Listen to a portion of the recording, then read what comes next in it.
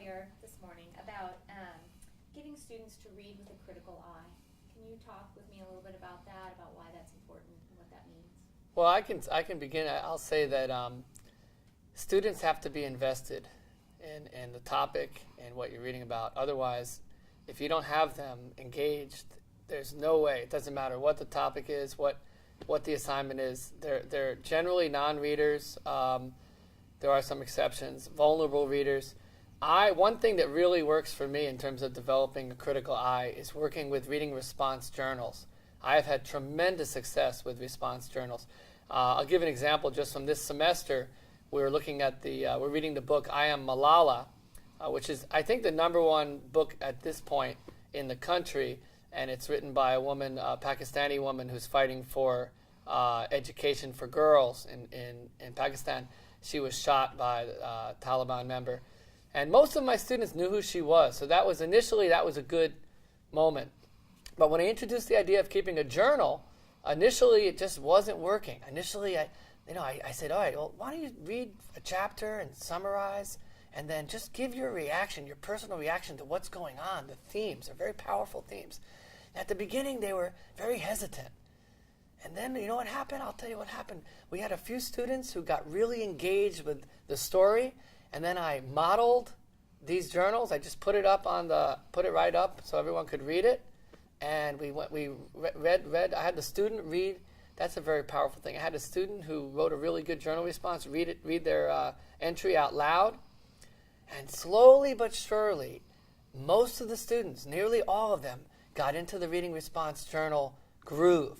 And suddenly, I'm seeing the kinds of writing that I rarely see from these are reading students, but they're also in writing courses as well. And I think integrating reading and writing is certainly the way to go. Anyway, the kind of writing I'm getting is evidence of a deep connection, that the students are making deep connections with the themes in the book, are very much connected to Malala. And one thing I was really surprised about is I thought that, because it's really important that students feel empowered and that they feel they can place themselves in the narrative, I was concerned that it would be mostly the female students, because it's really a story about educating girls. But what I found, quite shocking indeed, was that the male students were really getting into it and making other kinds of connections about access to education and how they felt like they got cheated in high school and no one paid attention to them and they didn't have a Malala to save them. And they made these connections, and I'm getting 3-page journal entries from students now. It's just incredible. That is amazing. Jelani, do you want to? Well, you said everything so beautifully, eloquently. I do want to add to that, what he has already mentioned. Patrick Winston, who is chair of the Department of Artificial Intelligence at MIT, says that to his students, he says, your careers will be determined by how well you speak, how well you write, and the quality of your ideas. So think about it. Speaking and writing, their output, they're interconnected. And how do you improve your quality of ideas? You obviously have to read, and you have to read with a critical eye. So when we read, we look at the conclusions that are drawn by the author. And I'll give you one example.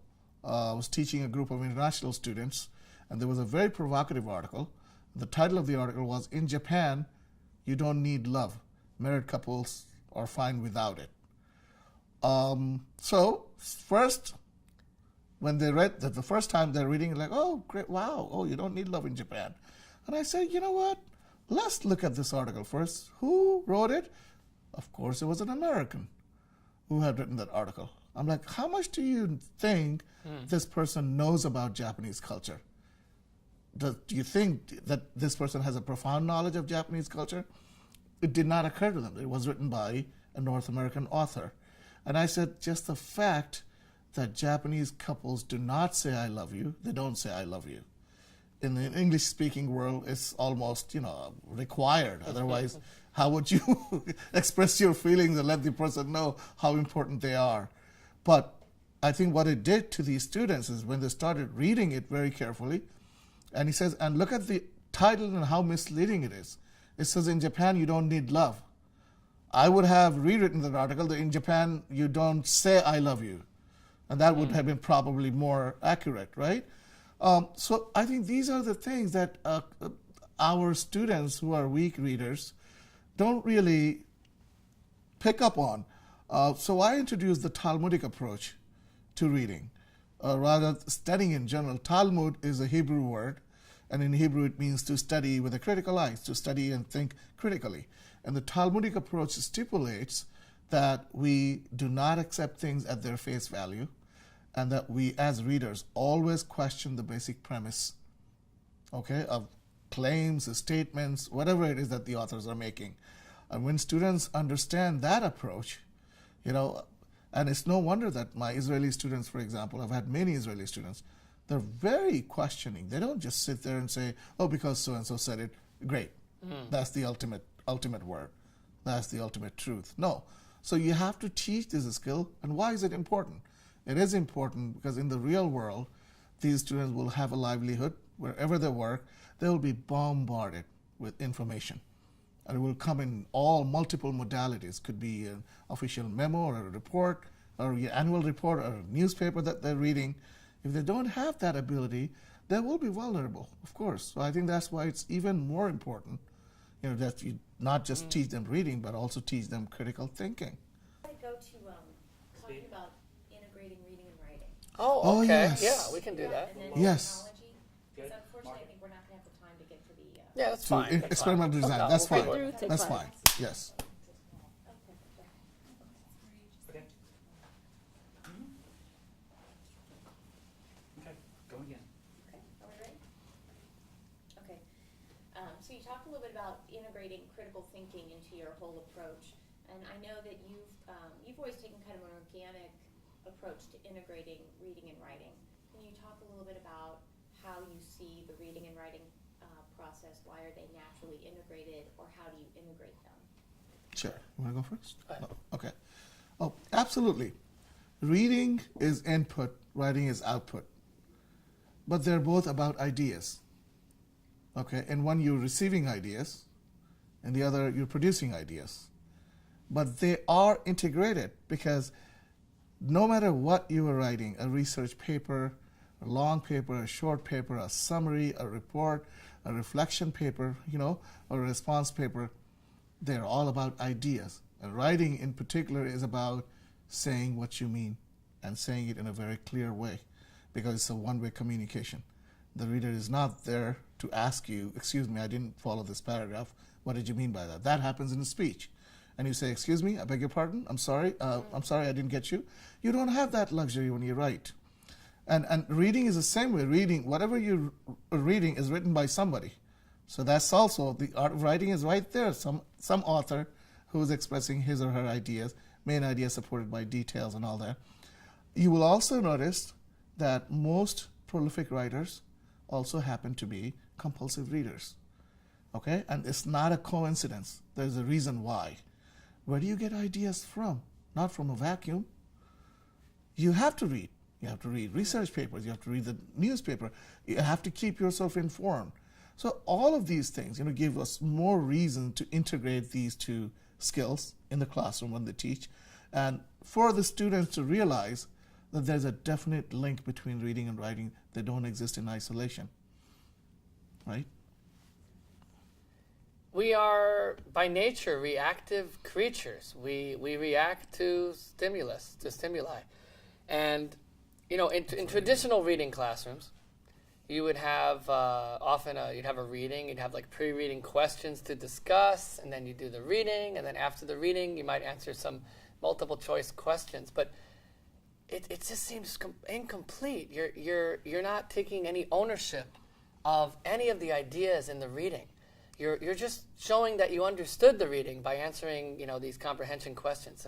It's a waste of a wonderful opportunity because you've invested a certain amount of time trying to engage the reader in the content, and then you just leave it there with a few comprehension questions. So why not continue by reacting to the text in a number of different ways, through summary and through response? And so that's what we're seeing more and more, the trend towards summary response writing. And I think that there's no coincidence that most of college writing is summary response writing. You take a psychology class, you do a reading. Nope. A little static. Yeah. Oh, I wanted to jump in because that's an excellent Yeah. point you're making. Excellent. But we're Excellent. not on. We're so, not. yeah. We're not on. You want me to stop the roll? Actually, we are rolling. No, let's keep rolling. If you could just sort of pick up from. Yeah, I know where to pick. I'll go back to the beginning of this topic. Most Yeah. college writing, Yeah. you said, is summary. Again. Go ahead. Most college writing in the 100 level classes and 200s and beyond really involve summary and response writing.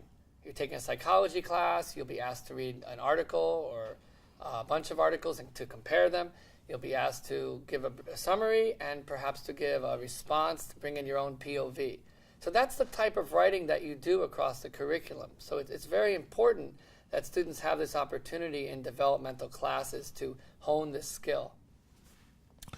There could be nothing more integrated than writing a summary. I recently served at the university level, was served on a reading council. The university wants to develop a new prototype of a reading test, multiple choice. We talked about summary writing, which is summative assessment.